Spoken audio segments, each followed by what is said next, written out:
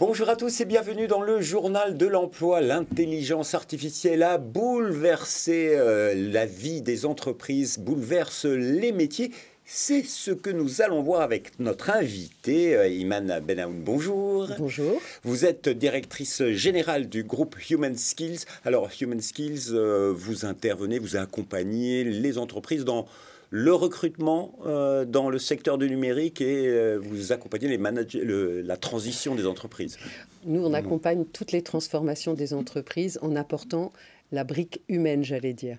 Du recrutement quand les entreprises veulent créer un poste en CDI, du management de transition quand ils sont sur un projet qui a besoin d'être accompagné à un niveau managérial, ou de la délégation d'experts quand il leur manque une expertise pendant 6 mois ou 1 an pour lancer un projet. Et c'est votre spécialité puisque vous êtes vous-même fondatrice de Aravati, qui est un cabinet de recrutement et de management de transition. Mais vous êtes surtout là parce que vous avez participé à l'écriture de cet observatoire des tendances 2024 qui explique tous les bouleversements. Alors, c'est un observatoire des tendances, c'est un livre blanc. C'est un peu des deux. En fait, cet observatoire, il est né du travail que font chacune des marques du groupe Human Skills quand elles constatent, entre guillemets, des forts changements, des évolutions, et pour s'organiser, pour savoir un peu ce qui va être, quelles sont les compétences qu'on va devoir former ou trouver pour accompagner les projets de nos clients.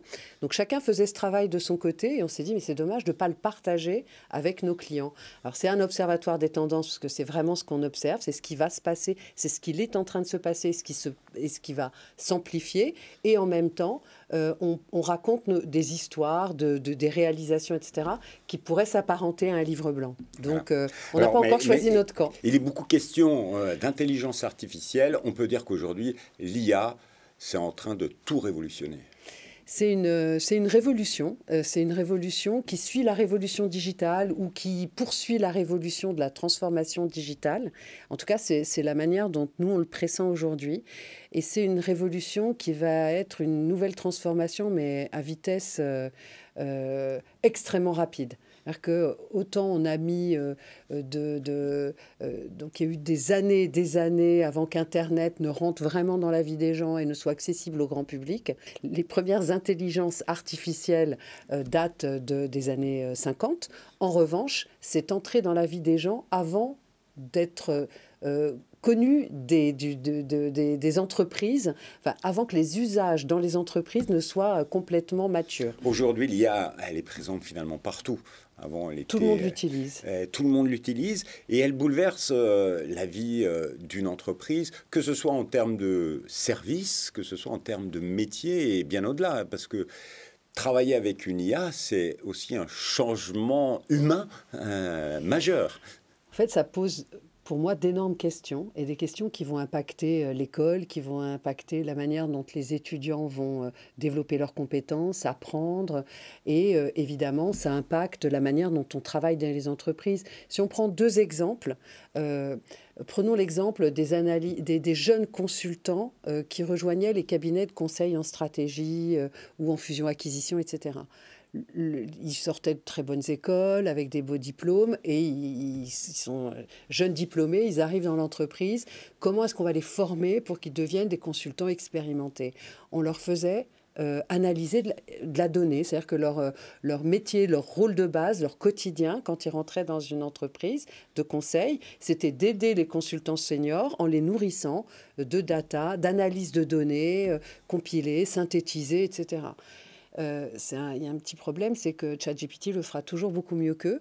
Et de façon beaucoup plus rapide. Et donc, il faut contrôler ce qu'il fait, les sources, où est-ce qu'il est allé chercher, comment il a compilé cette donnée. Mais ça, ce n'est pas le junior qui peut le faire, c'est le senior qui a la maturité qui va permettre de challenger, entre guillemets, le résultat produit par l'IA, comme il challengeait le résultat produit par le junior. Donc, comment on fait rentrer le junior ? Comment on le fait rentrer dans ce métier de conseil?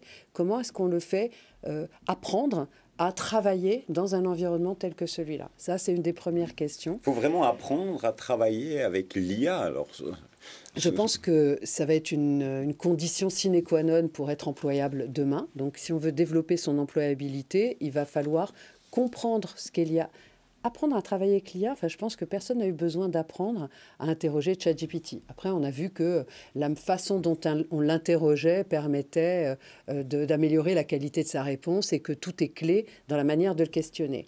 Mais entre guillemets, ça, c'est pas très complexe. Ce qui est complexe, et je trouve ce sur quoi on doit se former, c'est qu'est-ce que c'est que cette IA ?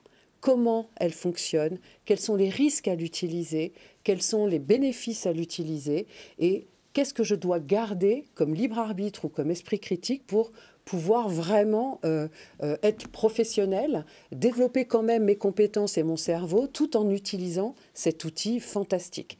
Et ce n'est pas apprendre à prompter qui va vous rendre plus intelligent, c'est comprendre ce que c'est que cette IA, ce qu'elle fait, comment elle fonctionne, qu'est-ce qu'elle peut rater, quels sont les risques à l'utiliser. Comment la corriger et comment faire en sorte qu'elle soit encore meilleure demain. Absolument. Et ça, c'est un petit peu de travail. Et on sait que le travail ne va pas être valorisé. Est-ce que c'est du travail ou est-ce que c'est aussi des nouveaux métiers ?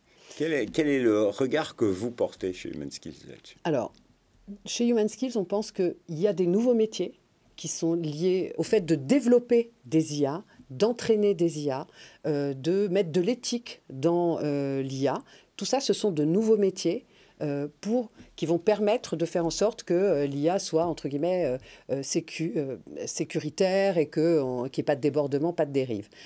Donc les responsables éthiques, les gens qui vont entraîner les IA, etc. Tous ces nouveaux métiers sont des métiers extrêmement importants.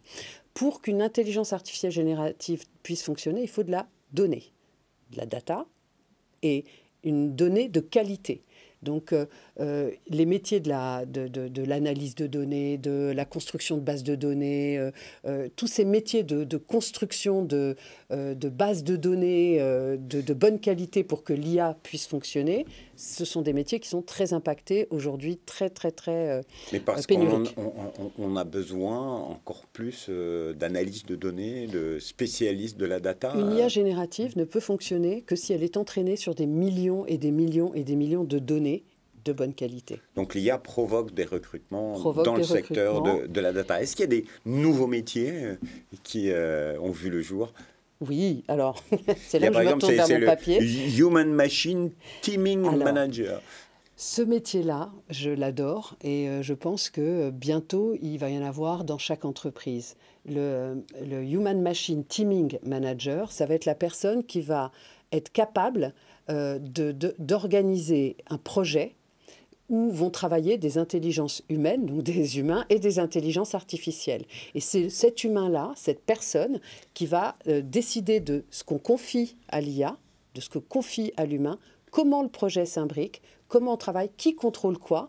Et c'est quelqu'un qui va garantir que l'intelligence artificielle est bien au service du projet et de l'humain et qu'elle ne sera pas tentée d'halluciner, qu'on va éviter tous les risques à l'utilisation de l'IA et faire en sorte que le projet soit un projet extrêmement bien réalisé. Alors, par exemple, c'est quoi les compétences qu'il faut avoir pour se lancer dans ce métier ou dans ces métiers qui vont avoir plein d'IA dans leur quotidien ? Alors, il faudra être très expert sur les compétences que doivent... Ce sont des très bons chefs de projet qui doivent gagner sur la connaissance des IA, sur la manière dont fonctionnent les IA, qui savent comment sont entraînés les IA pour mieux l'entraîner par rapport à ce projet-là, etc. Ce sont des gens qui ont à l'origine une expérience ou un savoir-faire d'orchestration de projet, de pilotage de projet, avec la définition du projet, les différentes étapes, le qui fait quoi dans le projet, les instances de pilotage, etc. Et en même temps, qui doit développer des compétences de compréhension du fonctionnement des intelligences artificielles génératives pour pouvoir coordonner l'ensemble. Mais là, il y a quand même un problème de formation. Aujourd'hui, il y a très peu de formation en matière d'intelligence artificielle. Il y a des experts qui conseillent, mais il y a très peu de formation. Il faut une révolution de la formation. Alors, en France, on a de très bonnes formations sur les problématiques de data science et d'intelligence artificielle. Il y a de très bonnes formations, mais ce sont des gens qui sont... il y a quelques diplômes et on se les arrache et puis on vient beaucoup nous les voler. Donc la France a de très bonnes formations, mais pas un énorme volume. Et puis, il y a, ça c'est pour construire des intelligences artificielles. Et puis après, il y a utiliser les intelligences artificielles pour travailler. Là, il y a des formations, c'est un vrai... c'est une vraie effervescence, tout le monde forme à tout, etc. Et moi, je crois que ce qui manque aujourd'hui, c'est la formation d'origine pour les jeunes étudiants, les jeunes qui vont arriver sur le marché du travail dans quelques années. C'est les former à apprendre avec l'IA, critiquer l'IA, être capable de challenger l'IA et de ne pas croire que j'ai plus besoin de rien apprendre vu que l'IA va me le réciter quand j'en ai besoin. Savoir prendre du recul sur l'IA. Et cette formation-là, elle est pour moi extrêmement importante.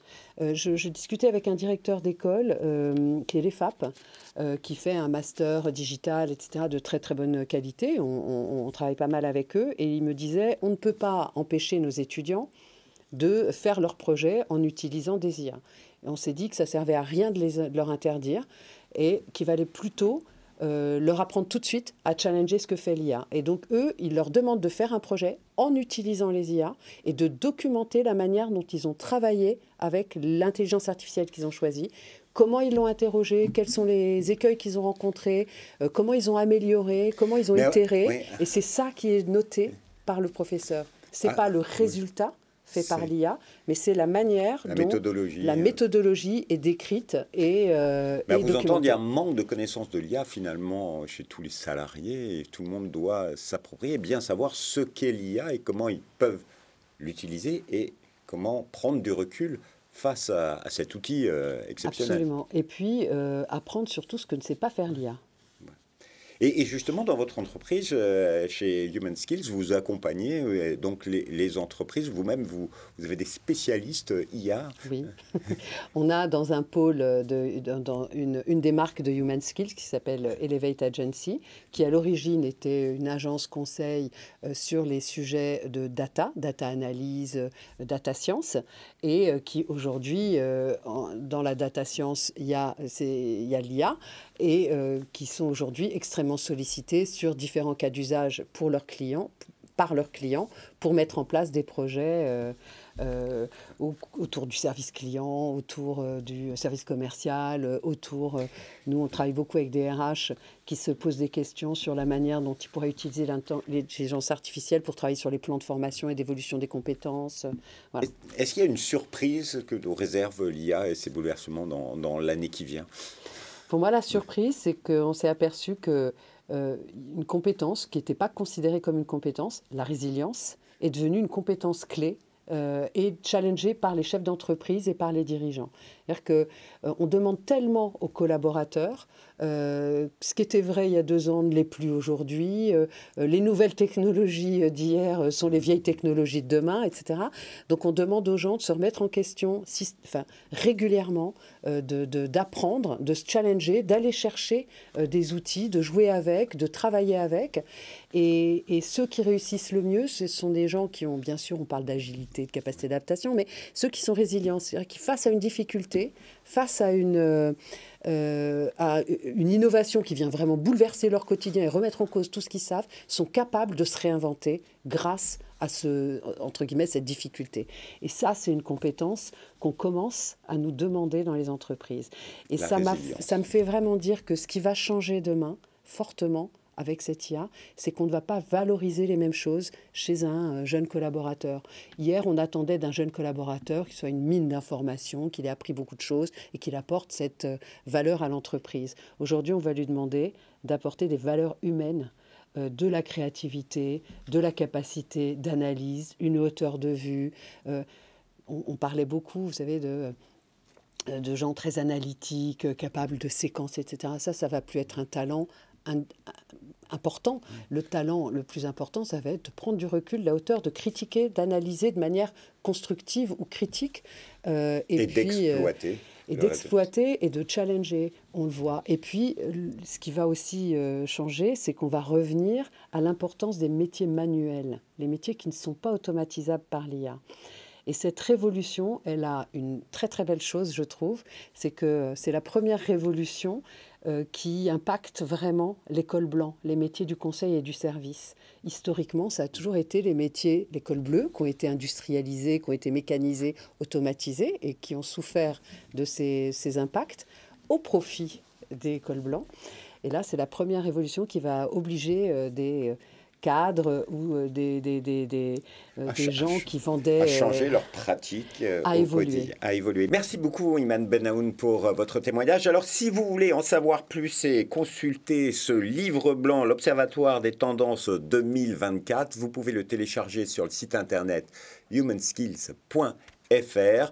Eh bien, je vous dis, profitez bien de l'IA. Et grâce à vous, on a compris qu'il y avait plein de nouveaux métiers. Merci encore. Merci à vous. Et quant à nous, on se retrouve bientôt pour un nouveau journal. Au revoir.